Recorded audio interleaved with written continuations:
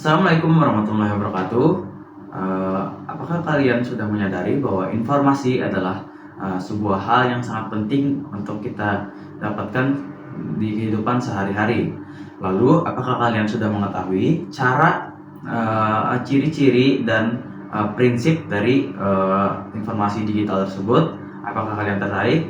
Jika kalian tertarik, maka simak video ini sampai habis.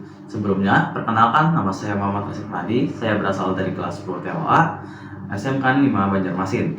Lalu di sini saya ingin menjelaskan tentang ciri-ciri dan prinsip tentang informasi digital. Ciri-cirinya yaitu yang pertama, dia penggunaannya itu secara berulang. Namun dengan adanya cara penggunaan secara berulang ini tidak mempengaruhi kualitas dan kuantitas informasi tersebut. Lalu dia ini ciri-ciri yang kedua, dia ini mudah diakses. Jadi dengan mudahnya diakses itu bisa dimodifikasi dan disebarluaskan secara mudah untuk ke seluruh masyarakat. Lalu yang ketiga, dia ini memiliki kuantitas yang banyak, yang luas dalam penyebaran informasi tersebut. Nah, itu adalah ciri-cirinya. Lalu untuk prinsip-prinsipnya, mari kita lanjut ke prinsip-prinsipnya. Yang pertama ini cukup negatif ya, karena ini hal yang berkontradiksi, yaitu yang pertama dapat dimodifikasi secara umum. Nah, ada beberapa website yang mana sumber-sumber yang padahal terpercaya, tapi itu dapat dimasuki oleh oleh informasi-informasi yang tidak bertanggung jawab gitu. Jadi dia ini dapat dimodifikasi karena dengan banyaknya akses dalam penyebaran informasi. Nah, jadi dapat dimodifikasi yang pertama. Lalu yang kedua berada di dalam jaringan internet. Nah, dengan adanya di internet ini berarti wujudnya secara digital ya, tidak ada wujud secara langsung.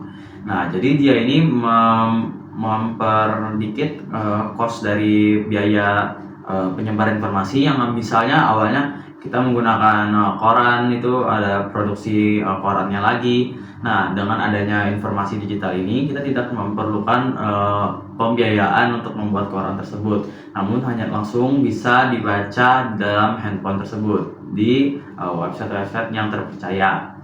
Yang ketiga adalah padat. Nah, kenapa padat? Karena kita bisa menyimpan data di sebuah alat yang namanya bisa compact disk atau hard disk. Nah, dia itu tergantung dengan kapasitas tersebut, besar atau kecilnya jumlah yang bisa ditampung oleh alat tersebut, data tersebut. Tergantung alat tersebut, berapa kapasitas data yang bisa disimpan di dalam hard disk atau compact disk tersebut. Nah, lalu yang keempat, ada prinsip dapat dikompresi. Nah, maksudnya apa? Dapat dikompresi, jadi sebuah data itu dapat dikompres supaya data tersebut muat di dalam penyimpanannya tersebut. Nah, jadi data dikompresi ini merupakan salah satu sarana untuk memadatkan informasi digital untuk menyesuaikan dengan bandwidth. Nah, lalu untuk yang kelima adalah prinsip imparsial, yang dimana imparsial ini membaca dengan sistem kode biner. Nah, yang mana kode bit dan byte itu tidak dipisahkan, namun secara keutuhan disatukan menjadi membaca kode byte saja. Nah, dengan kata lain, imparsial ini dapat mengubah informasi menjadi multimedia. Sekian dari penjelasan saya tentang tadi. Itulah ciri-ciri dan konsep dari informasi secara digital. Nah, saya mohon maaf apabila ada kesalahan dalam pengucapan atau perkataan dan perlakuan. Saya ucapkan assalamualaikum warahmatullahi wabarakatuh.